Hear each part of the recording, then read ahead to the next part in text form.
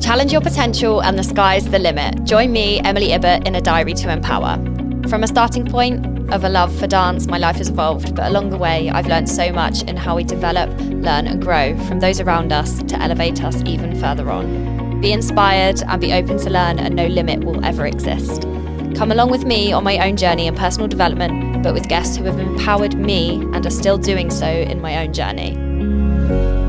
Hey, and welcome back, which feels like a really long time since the last episode. It's been a bit of a crazy one for Team Empower since the last episode back towards the end of 2025. We're now very much into 2026, with it being almost the end of April.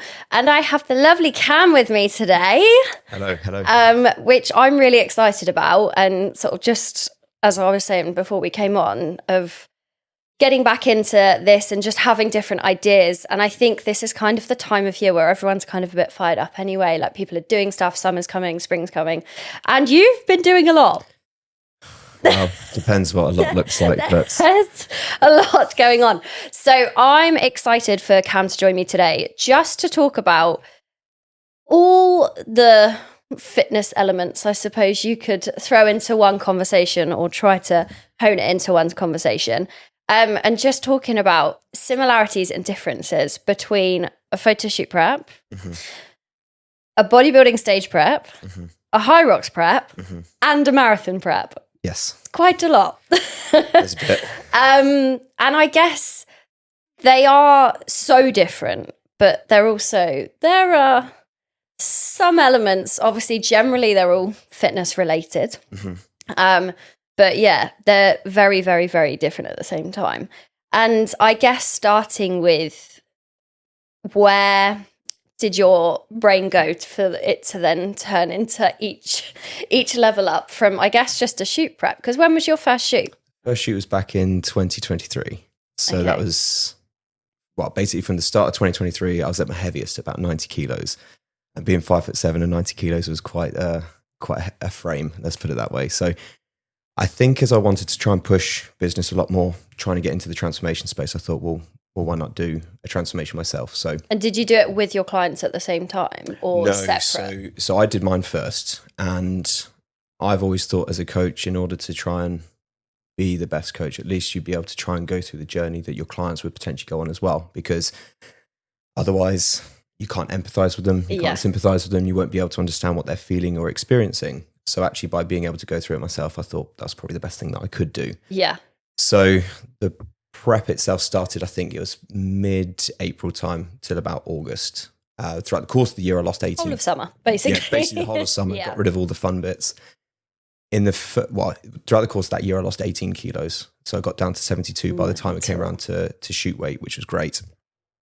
And the prep itself was interesting. It was Because that was the first time I've anything like that. First time I've ever sat down and fully gone into counting calories, macro tracking, weighing out foods, everything, consistent cardio, training. I mean, training I've always done, but I've never done specific metrics and tracking data and being very, very objective with it. And it definitely opened my eyes to what my coaching service was probably lacking at the time. So back in 2023, where it was very much a in-person PT service, you know, it's almost probably more customer service facing. And it's so different. The online world is so different. And also how you approach, like, talking to people. It's very different in person, and what you're teaching them, like you say, on machines and things, to teaching them and educating them on the everything else that they could possibly do. Absolutely. I think that was the thing, that I didn't have clients tracking enough data. So yes, you could still have a great time with them in the session, and you're providing a service that makes them feel good, that's helping them to improve on their health and fitness. But without trackable metrics, it made it more difficult for me to be able to showcase what I could do with clients. Yeah. So that's why I wanted to go through a photo shoot. I wanted to get into the shape of my life, and I'm happy with the result. It was really good. I was really, really happy. Did you enjoy it? It must have been tough though, because that sounds like it's gone from 0 to 100. It was very much 0 to 100. I loved it, looking back at it. And I think this is the whole thing of, yes, at the time, there are times where you want to still go out and see friends and still go out and do things. And you do kind of have to give some of that up, or depending on really what kind of result you want to get. And I think this is where I've noticed with my coaching now, it's so context specific. So for me, I had 14 weeks to try and get into the shape of my life. I had to give up a lot and do a lot in order to get there. Whereas when it comes to, I don't know, let's say a Gen Pop client who wants to lose maybe a smaller amount of weight or just wants to feel a bit better, then the time frame and the level of result can be a lot more malleable. Yeah. And I think as well, it's when you have to set an expectation. So if there are things that you want to merge into that time frame might actually be longer because there's variables thrown in there that can be mixed in, but you've obviously got to set that expectation of what you want it to look like as well. Absolutely. The thing that I've started to talk to people about when it comes to managing expectations, getting the result, think of it like a mortgage calculator or a finance calculator. If you want to get from point A to point B and you're paying, let's say, a 30-year mortgage, then from that point you can make smaller contributions per month. You can have a little bit more freedom. You can still buy things around your mortgage, but it just means the duration is just going to take a bit longer. So that's your sustainable method. Or you try and cram in all of that 30-year term into 15-year term, then that's when your graph looks like that. You have to make more monthly deposits. That's a really good equivalent of way of explaining it. I like that. Thank you. That's good. But it is true. And I think I always say to my clients, look, we can embed things in, but you're going to have to figure out what you want this to look like and how much. What I'd say, I don't like saying all in or not all in, but, if there are levels to kind of how you want the outcome to be, should I say. And obviously that varies hugely to then a bodybuilding prep, even though it sounds like you pretty much went, okay, sod it, I will do this all in, even for the photo shoot prep. And was that what then made you go, ooh? I think definitely looking back at the photo shoot prep, it was very militant. I didn't miss a beat. The only time I slipped up was about 4 weeks out. I just ended up going down to Cornwall for a long weekend with my family, and one thing led to another, and I just ate all weekend. I just really couldn't stop, and that was probably the only time I was truly understood what the fuck it button was. Yeah, I just thought, well, I've completely screwed it now. But also, it's having that relatableness as well. So if a client sort of has similar experiences, it's then we know we are human too. Oh, absolutely. And I think that's probably the best thing that happened with that. And I think there'll be lots of times where people will be in and amongst the frustrations, the irritations. But if you take a moment to zoom out and you have an opportunity to look at what lesson or what that situation has provided you in a positive way, it can obviously help you learn from that. 100%. But going back to the bodybuilding prep, I think the only reason I got into it, the photographer that I used was a guy called Carl. And he said, have you ever done bodybuilding? And I went, nah. And he went, well, why don't you? And I thought, okay. Well, I love that. It's only the next logical progression from doing a photo shoot. Yeah. And I think, would I do it again? Probably not. But we could obviously you can pry me and ask some questions. But if I was to go back in to do it again, no, I wouldn't. It's a whole different kettle of fish. And I will say that till I'm blue in the face. And I say it to people because I think it is glorified. I think it's incredible. And I'm obviously, I will preach it forever at the same time. But I always say to people, please don't take it lightly. It's not the same as a shoot prep. Think that and then add quite a few weeks onto it. But also how the getting to the stage is just a very different experience. Not that it's a negative one, but it's not for everyone. Absolutely. I couldn't agree more, because I think the outcome, let's say if you're looking at it from an aesthetic point of view, the outcome is somewhat similar in the sense of you're trying to optimize your body composition depending on who you are. Of course, Gen Pop will probably do all right in a photo shoot, but again, there is another kettle of fish to get into bodybuilding. Yeah. But also looking at it competitively as well. So that's the thing I was just about to come on to. I think this is where there is that whole nother level to it, is that I was talking to someone about this yesterday. Going into a stage prep and stepping on stage, you put in all this graft and you're bringing the best physique you can. And then at the end of it, you then suddenly realize that you weren't in their first call out, or someone's just in way better condition to you.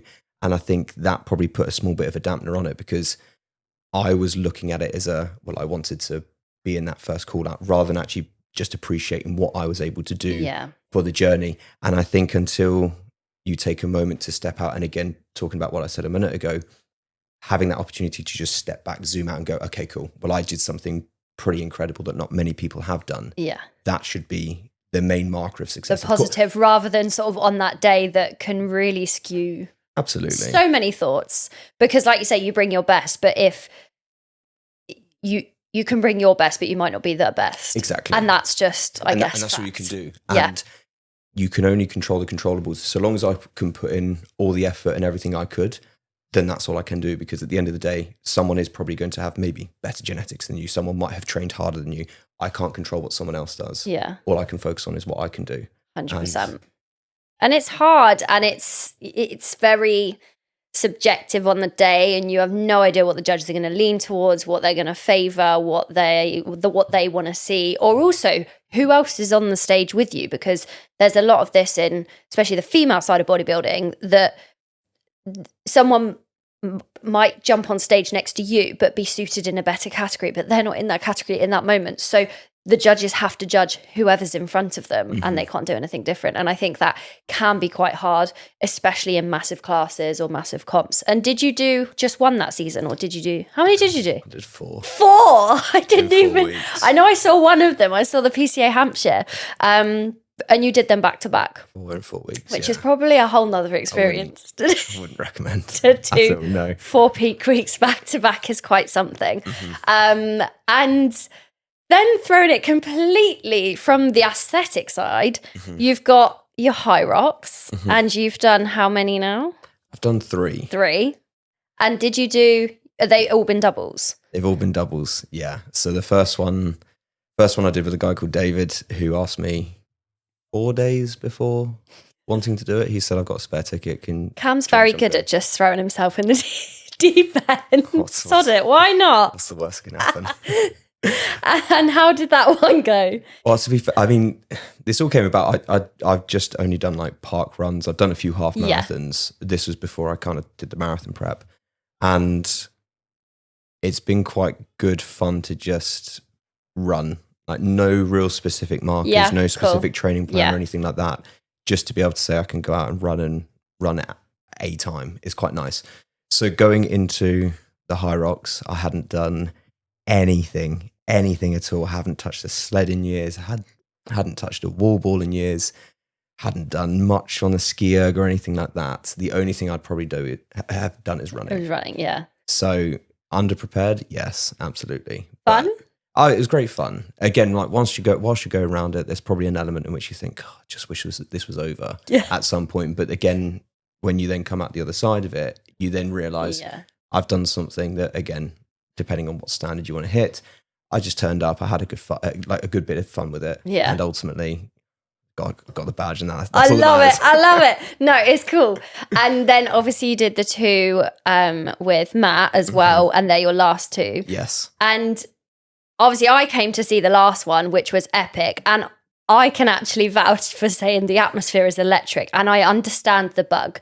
I'm not sure whether I will do one, never say never, but it's definitely not my remit at the moment. But it's so cool, and you can so tell why it's such a hype when you finish, and how that atmosphere really just kind of drives you as well. And there's different levels and different, like, obviously the waves are so different, but you've got so many waves on one sort of, I guess, timing, sort of on the sort of round at once. And yeah, it was really, really cool to watch. How did you find those 2 in comparison to your first one?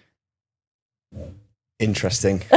So this is probably where I've found it really difficult. So most of the things that I've always done as a coach, I'm sure you're probably the same sort of thing. Most of the people you'll end up working with are looking up to you to a certain point, right? So you're always going to be the leader. Typically, you're probably going to be fitter, stronger, faster, whatever that might look like. Me doing it with another coach and someone being fitter, stronger, and faster than me was actually a really weird dynamic to be in. Yeah. Because now I can understand this from where clients wouldn't want to go on a run with me because they feel like they'd be dragging me back. That is exactly how I felt with Matty as I was going around. Because honestly, so I could do the stations, but then going into like the run side of things, even though I had been doing running, my fitness was not nearly as high as Matty's. And that's where I found it really difficult, because I was like, dragging this guy down big time. Obviously, we've still got PBs and stuff, which is great.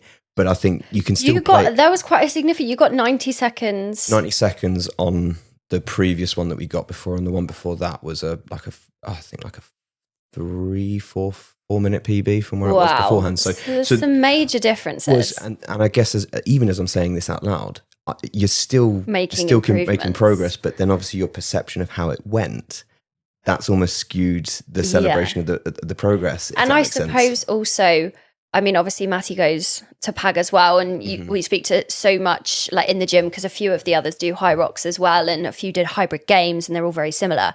But even he was saying, you know, wouldn't even bat an eyelid or even think about where your two levels are, because you're like, even you were together as a team the whole way round. But it's interesting, and I think the levels of fitness from just running to then putting it into that is, they always say, oh, the runs are for recovery. I definitely would not be recovering if it was me.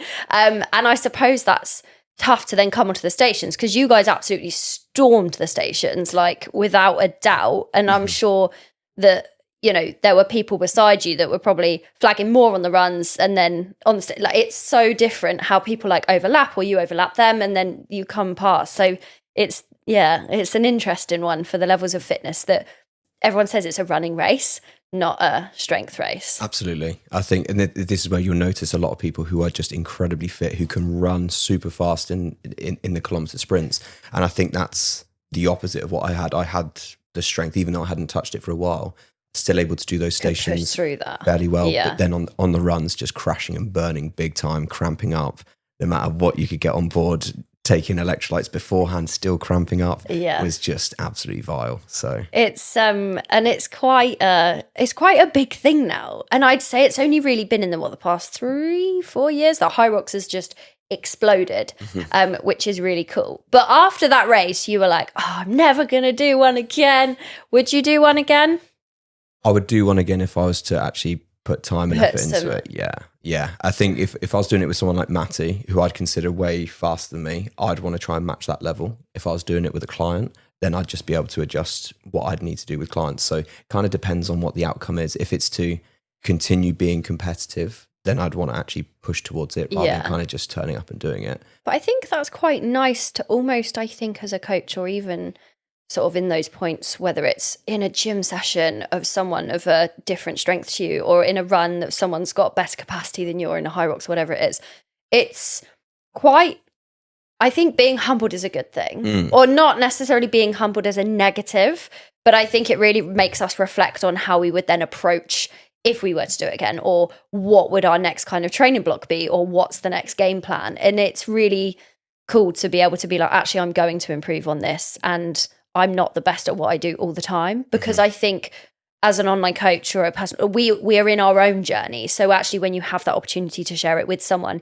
even though you're two completely different people, it really does change the perspective on it. Absolutely. And I think that's the whole part of it, is being able to look at it and go, okay, cool, well, I'm not actually as good as this as I would have liked.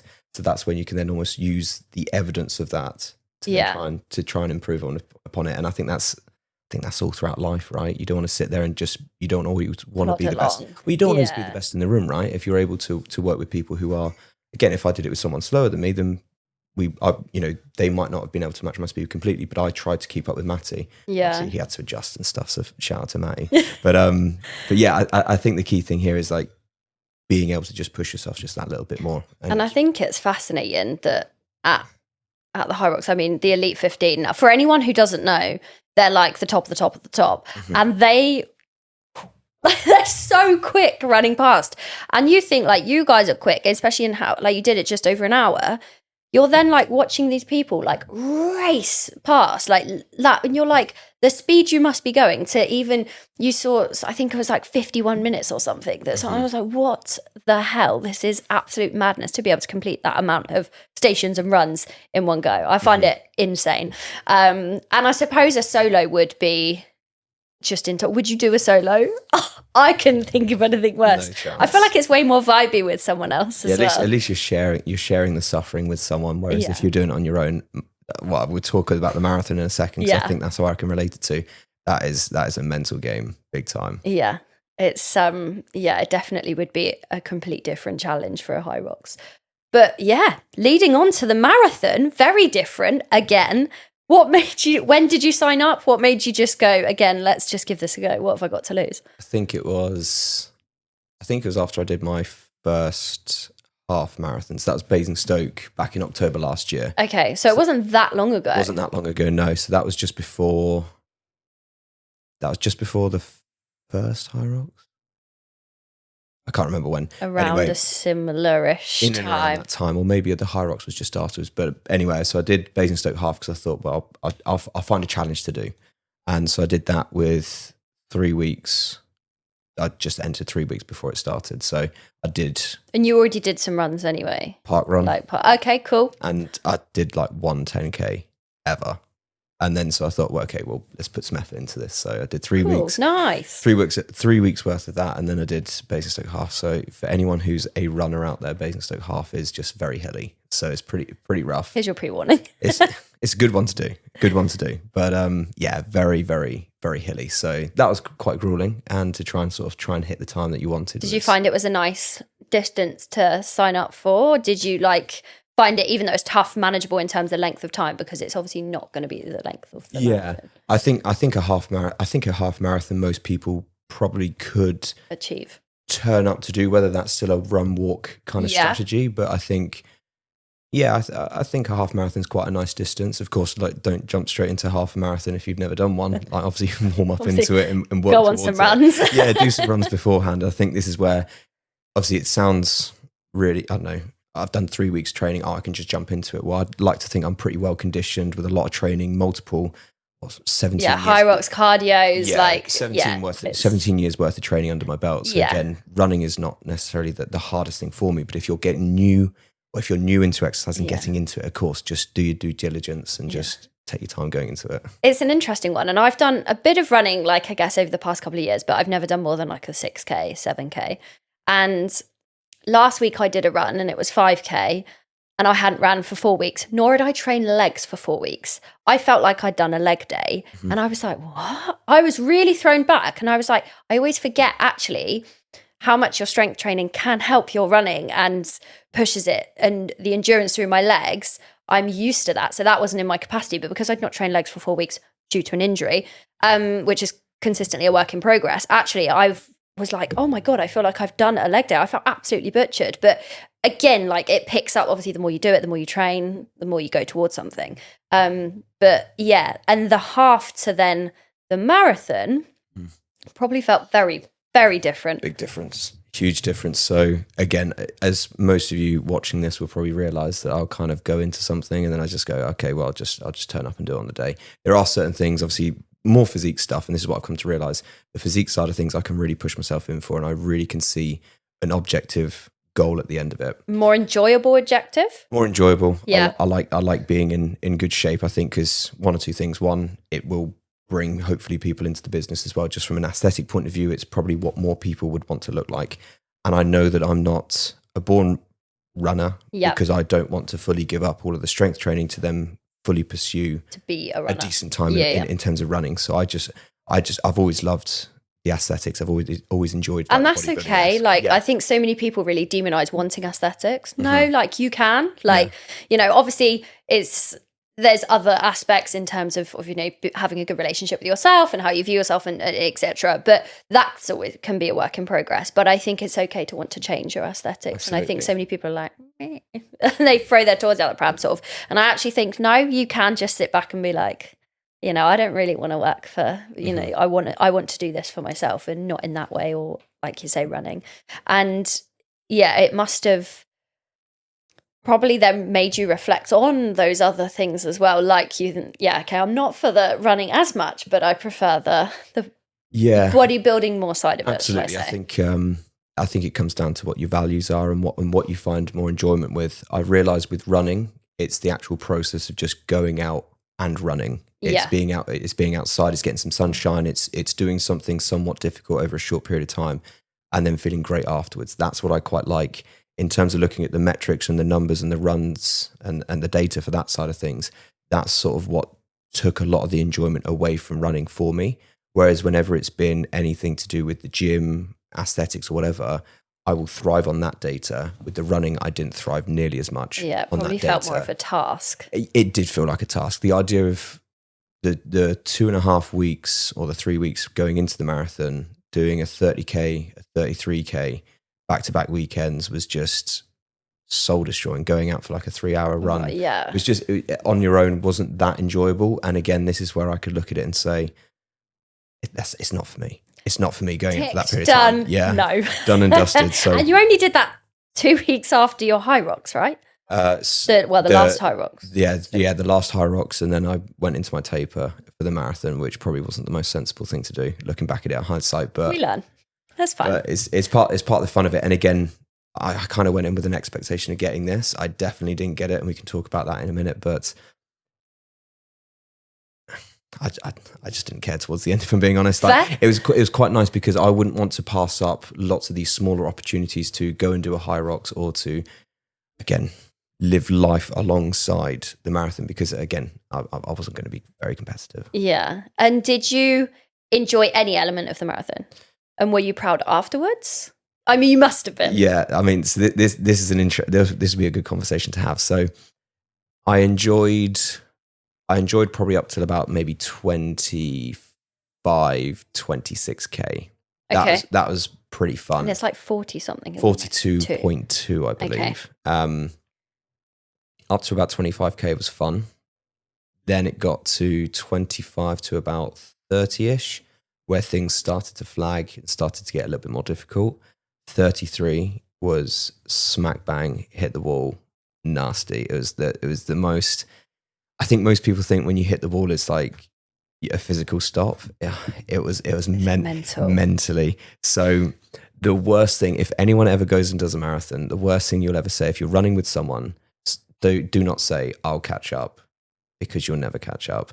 All I did was, for about 10 seconds on each, not even that, stretch out my hamstrings. Hamstrings were cramping going up to the half marathon. I had to adjust my pace. Coming down, it was absolutely fine. And then when it got to about 33K, I was like, I need to just stretch my hamstrings for like a split second. And then the guy I was running with, I was like, I don't want to drag you down, so go. And I said, I'll catch up. Never saw him again.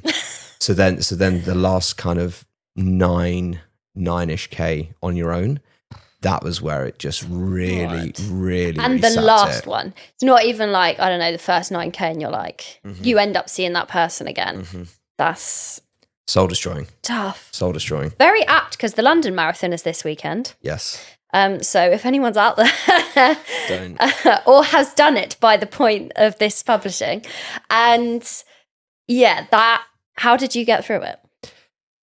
I mean, your mindset's going to probably, in a way, better than maybe some who would be in the same situation to carry you. There were two things that really kept me going.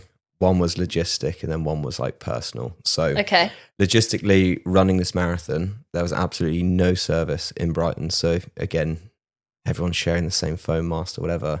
You've got, let's say, I think 22,000 people running, who are all probably going to have phones and some sort of data. Then everyone coming to watch, then all the residents on top of it. Oh, it's carnage. So there's no phone signal. So I thought to myself, well, if I stop at any one moment, how on earth am I going to find my parents and the people who came to watch me? So I thought, well, the only place I'm going to find them is the finish line. Yeah. So I've got to get it done. Okay. The other thing was knowing that I just, the finish line is where it is, if that makes sense. So that's an immovable object. It's not, the finish line isn't going to come to me. They're not going to bring it towards me. So I had to kind of go towards it. And so the only it's in a fixed place. Exactly. So the only thing I could do was continue moving. So when I did see my watch and just seeing how far behind the pace I was, at one point I just stopped looking at it, and I just realized, okay, cool. The inner conflict I'm having was, I wanted this time. I'm miles from that. And I think that in itself played way more havoc with my head, probably, than the physical side of things. And probably because you're used to smashing goals. Like, do you know what I mean? We set a standard for ourselves, whether that's in aesthetic wise, and you smash it. Whether that's getting on stage, you smashed it. Whether that's doing a high rocks, you finished it, and you beat your time every single time and you improved it. You've got no reference point for doing this before or ever, like, you know, or ever again if it's in the remit. But, you know, so that's probably even harder And I think it is that level of expectation for yourself. And I think we do it as humans all the time. We set such, not necessarily super, super high expectations, but you set an expectation of yourself because you've set that expectation for your whole life and aspects that you've done. So it's hard. Yeah. And then when you do see yourself so far from that, I think there's probably that real kick to the ego being like, what the hell is going on? So looking at that and just trying to get through it. The worst bit about it, it was really warm that weekend as well. I got really burnt in the run, which wasn't particularly fun. The last 9K, I struggled to get on any sort of fluids, any sort of food, any sort of gels or anything like that. Stomach was in absolute pieces, and it was just grim. So again, when you need that fuel the most, I couldn't get it in. I couldn't stomach it. And I was just refusing to get anything on board because it just made me feel so sick. And the last thing I wanted to do was just throw everything up and add to that discomfort. The pain cave. Yeah, so it was very much just adjusting my pace. So again, run a bit, walk a bit, run a bit, walk a bit. Do whatever you need to do to get past that finish line. Yeah, absolutely. And again, when you do these bigger events and you do have the crowds and even just the atmosphere kind of soaking it up, did I notice much of it? Probably not. Again, I didn't have a name on my thing, whereas obviously lots of people did. I didn't notice the crowd as much, but I definitely know if I was running that by myself, I wouldn't have finished it. No way. Because I did the 33K on my own. That's fine, but that was boring as anything. But I didn't have people. I guess this is probably a point of it, having that social pressure. So knowing that there are people there watching, well, then I don't want to kick my ego any further. So I needed to get across this finish line. To get it done. And actually, it leads on to a really nice point. One of my clients made this morning. She did the marathon 2 years ago today, and she said, I would never, that is probably one of the worst experiences I've ever had in my life. Now she finished and I said, you've done way more than anyone else. And I said, what? There was a point for her where she really started hobbling. This was quite a few hours in, and I don't ever even ask people's times because it is irrelevant, because you get the same freaking medal whether someone's finished it in 2 hours or someone's finished it in 8, which I think is pretty cool. You've got that same achievement. And she said, I was walking and I thought, no, I'm like so close now. I'm just going to try and see what I can do. And so she was almost like hobbling, like a little bit faster, but not quite a run. And she said, the crowd, their tone in voice changed the minute they knew I was in that struggle bus. And she was like, I'm not getting that bus, like there's a bus obviously that picks you up towards the end. She was like, I'm not getting on that. I'm going to do whatever it takes. And she said the tone in how people spoke to me was the most incredible thing. And she said, I would not have finished it without them. And I just found that, it gave me goosebumps when I had that conversation this morning. And I was like, how amazing.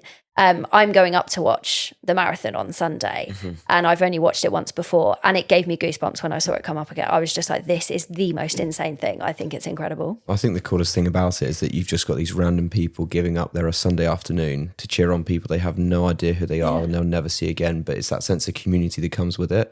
I love it. And understanding that it's easily the hardest thing I've ever done. I've never done anything harder in my life. That just knowing that there's an atmosphere, like I said, it didn't feel like it was targeted towards me or there was anyone shouting like anything specific towards me. Yeah. But just being able to soak up that atmosphere, having a few runners who's probably still had a bit. And it probably made you tune into it a little bit more. Maybe reflecting from it. If I had a GoPro, I'd probably have more of an idea of that. Faint memories of what it was, but and impressive nonetheless. And I think I watched a podcast. There's so much marathon stuff going on at the moment, and it said, you've got the same. If Mo Farah did the marathon and you did too, you've got the same medical. And people, and it said, why do people ask people's timings? Why does it matter? Because most of the people asking for the time have not done it.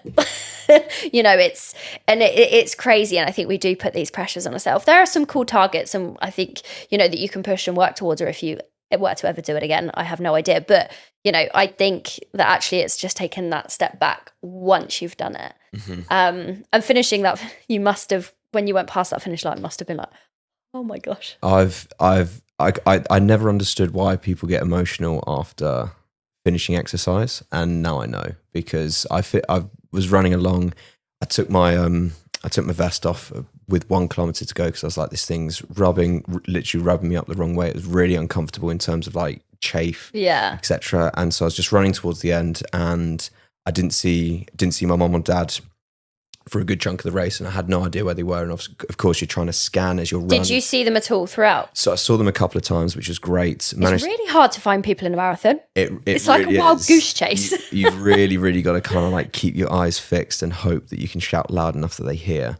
So I didn't see my parents at all. There was a point in the race I was actually I tried to call my mum. I was like, Mum, I'm struggling here. Like, I just needed some sort of like pick me up. It. But of course, no service. I was like, well, fuck it. I just got to keep going. But right towards the end, I was probably about 70 meters from the line. And I was just scanning up both sides just in the hope that I might see my parents. And I managed to see my mum and saw my sister, gave them a massive hug. And like that almost sent me over the edge. Yeah. Really did. I was just like, I feel like I'd burst into tears the second I crossed that finish line. I was really, really close to doing so. I crossed the line, I got my medal, and I saw my dad. He was waiting at the far bit, and I just put my head in his shoulder, and I just started like crying. And I've never felt so that kind of emotion before. Yeah, just like from that exhaustion, just knowing that you completed it, and probably not from a, oh my God, I've completed it, I feel really good. It's just more of a, I'm so glad that's over. I'm so glad I don't have to worry about, running any further. 33k on a Sunday ever again. No, so it was an experience for sure. Would you do it ever again? So this is what's funny. It's my favourite question to ask. It really is, because as soon as I said it, when I crossed the line, I said never again. But then as you kind of allow those raw emotions to kind of dissipate, you're then able to kind of think of it a little bit more logically and a little bit less emotionally. Yeah. So actually being able to say, okay, cool. Well, if I was to go and do another one, would it be to get round and actually probably enjoy the experience of it, soak it up a bit more, run it with someone? Yeah. I did it for a behalf of a charity last time. Would I do it for another charity next time? I'm not sure, but I probably, at this moment in time, I'd still say no. Okay. Only because, again, going back to the whole thing about the training side of things, going to commit like a full marathon block to try and do well. Everyone says this about training. That's what I don't necessarily enjoy. Yeah. I like a half marathon. I can do a shorter block, and that's quite fun. But in terms of actually just giving up an amount of time, I don't know if I value it enough to want to give up so much more time away from training, away from business, away from life. Relationships, away from family and friends. I don't know if I want to give that up. Yeah, interesting. It's my favourite thing to ask anyone who finishes a marathon, and it's really interesting how some people's views slightly change as time goes on. But yeah, I think it's such an achievement, and also like what a start to the year you've had. And now you're doing a photo shoot prep. Yes, round number. this will be my third one. So from the moment I finished the marathon, it's 8 weeks. So the idea is to hopefully try and cut down about 8 kilos in the space of that time. So it's going all right so far. I'm slightly ahead of schedule, which is good, but yeah, I'm looking forward to just seeing how physically hard I can push with this. It's again, obviously, I know we'll talk about the flip of mindset. Yeah, there'll definitely be some similarities which we can dive into, but I think from it's less intense. Like 4.5 hours doesn't sound like a long time comparing it to, let's say, an 8-week, 9-week kind of lifestyle change. But the intensity of a prep over that 9 weeks is certainly a lot less than the intensity over that 4.5 hours for a marathon. So there's definitely differences, but there will be similarities. Yeah, for sure. 100%. And I've got some off the bat questions that I'm just going to get you to fire straight back. Which was the hardest and most demanding? Marathon. What was your favourite? Probably my first photo shoot. Okay. What did you enjoy the most in each of them? You've got to pick one thing of each. Photo shoot was just the end result. Yeah. Stepping on stage was probably the confidence to step in front of loads of people, do a posing routine, and just remember everything around it. For sure. High Rocks was just sharing the moment with both David and Matty for doing that, actually going through some sort of shared suffering, shared challenge with someone was a really nice feeling. Yeah. And then the marathon was crossing that line and just knowing that I've ticked it off, and there doesn't have to be another one if I don't want it to be. Cool. And So you've kind of answered this as you've gone. Would you do any of them again? Photo shoot, yes. Bodybuilding, probably not. High rocks, probably. Full marathon, probably not at this moment in time. Maybe look at, more half marathons and 10Ks, something that's a bit more manageable. No, I feel like there's so many as well that people can do. Like there's so many halves and so many different halves in different locations and 10Ks and 5Ks. And they to be fair, they do sound really good. I'd be intrigued about a 10K so far. It's about as far as a marathon. Well, the good thing on top of that as well, I think, with the running side of things and it becoming more and more popular, there's more run clubs popping up. There's more community-based run events. But then also, instead of it just being a 5K around a track and you get a few people cheering you, there's obstacle course racing that you can do. You can do it for charity. You can do it for these big organised events. Yeah. And a lot of them can be really, really good fun to get together, whether it's with clients or whether you do it as a community day, or whether people listening to this who just want to get into running, that could be another way that if you do want to try it, but you're not entirely sure if you like it, do it with someone else, and it probably makes it feel a lot nicer. And I guess it's also to say, for those who are listening, I hope this hasn't scared you in any aspect for all of them,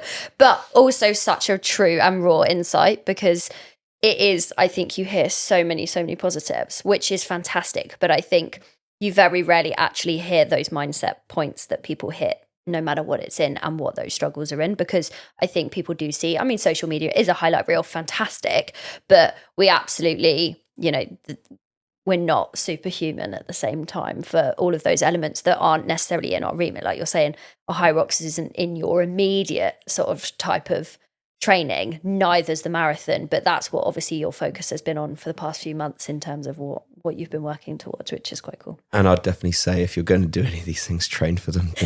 Don't train for them or get a coach. And even whether that coach isn't as like specific, even for yourself, like if someone wanted to do a marathon or sort of also wanted to be your client, even though that's not necessarily you're not a marathon coach as such, there's so much insight that you'd be able to give, and it makes such a difference for it. I've got a client running the marathon on Sunday, and it's been incredible to see sort of that process of where he wanted his goals alongside his training as well, and what he wanted to achieve in his marathon training, but with his strength training as well. So I'm very excited to hopefully see him smash it on Sunday. And yeah, it's been a big convo, and there are so many similarities and differences, and we're only gonna sort of touch on where those kind of sits. But I guess the biggest one would be the sort of nutritional elements to all of them. There has to be some sort of structure and carb up process for all of them, but they do vary. Absolutely, yeah. I think this is the tough thing as well when you're looking at both aesthetics and then performance-based goals. Yes, the process of carbing up and having something just before you do the event can optimize what you're looking at.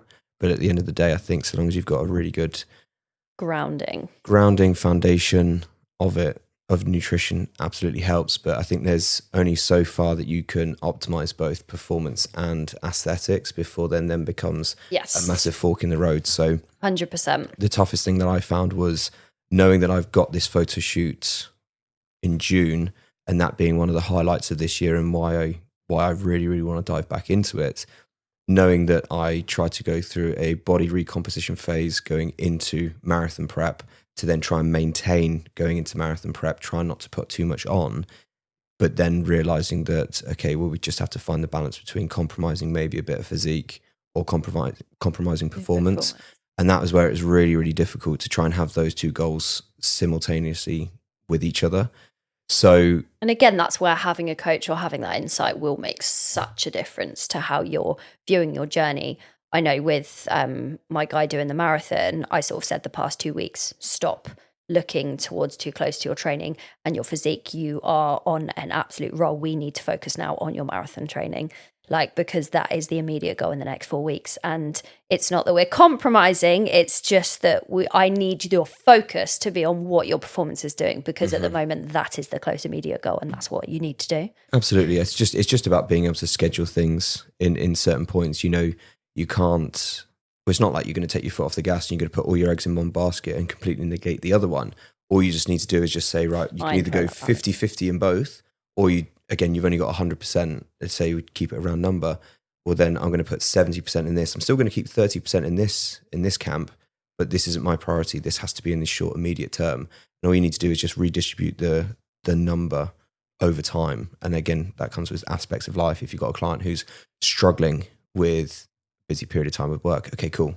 Don't stop going to the gym completely. Yeah. But you might not be able to go to the gym 5-6 times a week. You might bring it down to 3, something that you can maintain. Yeah. Whilst energy goes into another part of your life. Yeah, 100%. And the length of time in training for all of them probably varied. Now, for you, they're quite short. But in terms of obviously your bodybuilding prep, I guess would be the longest. That was the longest, yeah. So that was 6 months. 6 months from door to door. From door to finishing last show. Yeah. And then obviously for your sort of marathon and high rocks prep, that's kind of been sort of where those months have led up to that point. Obviously your marathon is kind of, I guess, your runs for your marathon have been helping your high rocks before that as well. A little bit. Maybe. There's definitely, if I stuck to the plan and probably did a bit more interval work, that would definitely have much more of a crossover towards the high rock side of things. But in terms of like pure speed, I've definitely got a hell of a lot slower doing marathon prep and marathon pacing, just because you need to keep it steady. You're fried. Yeah. You're absolutely fried. So speed has definitely don't be going to like absolute crazy. And mental capacity through the training, how did that vary? Do you know what? I think this is probably the one that's probably the most consistent across all of them. Even though I've spoken here and I haven't done a great deal of training as much as, let's say, other people would do for both high rocks or marathons, I think the lifestyle factors that you have to adopt are still going to be the same. And I think that all comes down to the decisions that we make mentally. It's how you set up your morning routine, how you set up, your eating windows, your training windows, sleep, rest, recovery. All of that has to be done based upon the headspace side of things. And you have to just keep looking forward to the end result and realizing that every small decision you make now will not necessarily make or break, but it will either make the end goal easier or make the end goal way harder. And that's the same in the shoot prep and the bodybuilding prep as well. Absolutely. Yeah. It's that delayed gratification process. I think is it in Atomic Habits, James Clear's book, he talks about, if a plane sets off from X destination and it's off by like 1 degree, like the smallest of changes, if you then amplify that over time, yes, in the course of a week, having 1 meal off is not going to be the end of the world. But if you do that every week, every single week, the destination, I think, is a difference between landing in New York and like Washington, DC or something. So yes, over the course of a short period of time, it's not that big. But then you amplify over time and you let that continue to slip. That's when the goal is going to be way harder to achieve. Yeah. And I guess maybe further away than what you originally expected. Yeah. And again, it leads back to right at the start where those level of expectations really change. And I guess to finish on, quick fire, thoughts on each of them on the day from when you finished. When I finished. Shoot prep sounds like it was a blast. Shoot was great because you get to eat straight afterwards. It's just fantastic. Bodybuilding, same thing, just ate as soon as I finished. So again, that felt great. High rocks felt pretty battered at the end of each of them. Had a small amount to eat, but probably not nearly as much, just because after training, I actually don't feel crazy hungry, especially after something like as max effort as you can. I don't really feel hungry. Marathon was just get me home. I didn't want anything else. I just wanted to get from the bottom of the marathon to the car. We managed to get a taxi in the middle of Brighton, which he was just an absolute godsend, this guy. And got in the car, drove home. I had a Lindt bunny to eat and like 2 pints of milk, and that was it for the rest of the day. I had no appetite. I sat on the sofa. I watched Lord of the Rings. I did nothing. I feel like I'd just be staring into space for the rest of the day. I couldn't have even done that. I just needed something just to take my mind off it. I was just like this. And did that take a few days to settle into, or did you have to get straight back to it? Weirdly enough, I think that the next day I felt okay. I didn't feel too battered. The only thing that was actually a big hindrance was just the absolute militant blister that I got on my toe that I then... You see some monstrous things after any marathon. I was quite impressed with it. That's the real medal. It was a medal. It's been so interesting sort of going into detail through all of these things. And obviously, I know some I can relate to. Obviously, high rocks I've only seen, marathon I've only seen as well. And I knew it was going to be such a wicked conversation to have to go into. And I'm really excited for people to hear this, listen to this, whether they can relate to a shoot prep, whether they can relate to bodybuilding, or if they have goals beyond that for high rocks as well. And yeah, thank you so much for coming on. If you do have any other questions, how can people find you? Instagram's probably the only place. The best place to to be. Usually on Instagram fairly often. So if you ever want me, I'm just there. Amazing. So. I will make sure to sort of tag you and sort of share away. And yeah, hopefully, if anyone does have any other questions, obviously you can ask me or ask Cam. Or if you want him to come on again to talk about anything in even more detail, which I'm sure he would if he wanted to. And yeah, thank you so much. And we will see you on the next episode. A big thank you for joining me on my channel and tuning in. Find me on Spotify, Apple and Google Podcasts, Amazon and YouTube, A Diary to Empower. Follow me on Instagram, m_power.fitness and TikTok, m.ibbott. See you on the next episode.